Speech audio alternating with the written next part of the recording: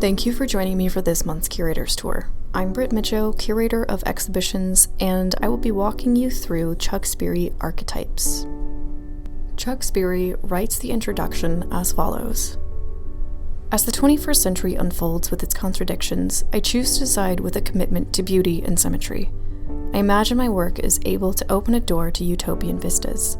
Am I suggesting that the pursuit of beauty is a key? Perhaps I am.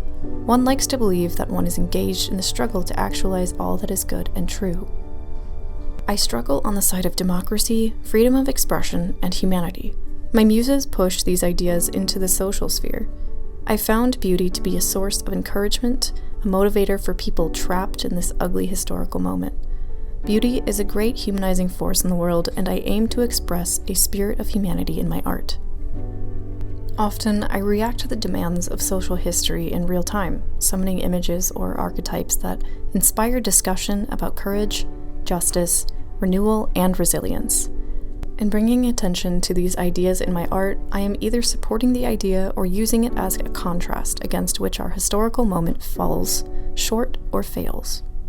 With intuition moving my hand, I am often surprised that my images are summoned to form by necessity, complement the spirit of the moment, and stand in measure against the background of avoided past. My art is born in the realm of the collective unconscious and springs from this deep well where ritual practice and the unconscious self take form, becoming objective through the principles of composition, pattern, and color. Chuck Sperry writes, my 3 previous art books, Helicon, Chthonian, and Idyllion, are the framework for Archetypes, the Sperry Art Print Archive, and form the armature of this extensive retrospective exhibition. This triad of books is recast as the first 3 chapters in Archetypes to suggest a cycle where the realms of heaven, underworld, and earth are explored through the lens of Greek mythology, the psychology of Carl Jung, and the ritualism of Jane Ellen Harrison, who revolutionized the study of ancient Greek religion. I explore my ideas with references to the hymns of Orpheus, various poems and song lyrics which resonate with my art and vision. The last chapter, Archetypes, synthesizes the story and focuses on my journey's meaning, as does my exhibition before you. The content of this retrospective exhibition is the product of 30 years of printmaking and a variety of creative work in my studio. Through the years, my work has become a multifarious host of archetypes, which unfolded organically through a long series of art prints. Archetypes is the synthesis of this journey, the illuminating path connecting personal and social catharsis. Chuck speaks about the foundations of his art practice, stating, my inks are the foundation of my printmaking practice and often the first step to making my final screen-printed art pieces. I strive to complete clean, original ink drawings without mistakes, working accidental ink markings into the design, if necessarily. Mostly, I just take my time, control my breathing, and work carefully, moving forward only when the ink is dry. I love the immediacy of ink on paper and the patience and discipline it teaches me. I prefer No. 2 Winsor & Newton fine sable brushes and rich black India ink. My paper is Strathmore Bristol Smooth Surface, a good paper to hold the ink without bleeding. I enjoy the tactile inking process. After making a pencil drawing, I then enlarge the image on a computer and print to the desired size. Since printout paper is fairly translucent, I use a light table to trace the drawing onto Bristol paper, ensuring a clean inking. I'm ready, alert. Dipping my brush very full of ink, I run the brush onto a strip of scrap paper to sharpen the point. Breathing, I begin moving in for the ink lines on the drawing, creating rhythmic brush strokes. Each line creates visual movement, different areas with different densities, different rhythms. I don't overwork the ink drawings. It's important to feel the moment to stop.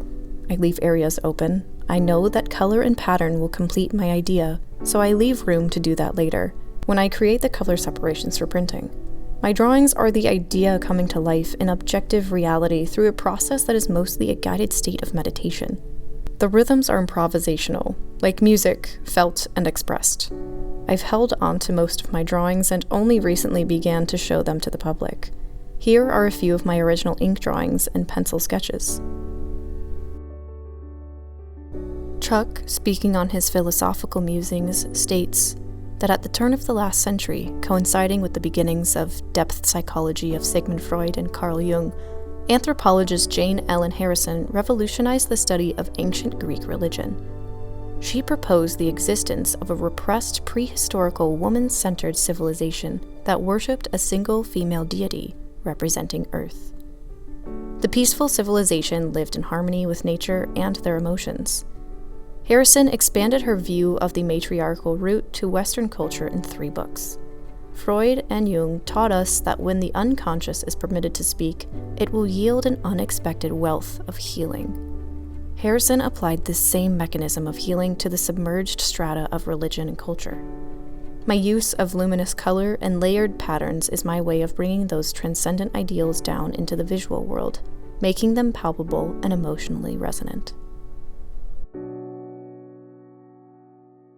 A highlight of this exhibition is Chuck's Liberty Tapestry, which is in collaboration with Taller Mexicano de Copelinos, a tapestry workshop in Mexico. The process of this weaving starts with Chuck's screen print, but then goes to the mountains of Guadalajara. Here, weavers pick the sheep they wish to shear before Rafael Morquecho, the master dyer, hand dyes the wool. It is then spun into thread, where it is then transferred to weavers Abraham Flores, Antonio Flores, and Pedro Ibarra Cazares. The tapestry is then hand-woven by these 3 weavers, where attention to detail is a necessity. This is the 5th tapestry that Chuck has collaborated on making, which branches out from his typical screen printing medium.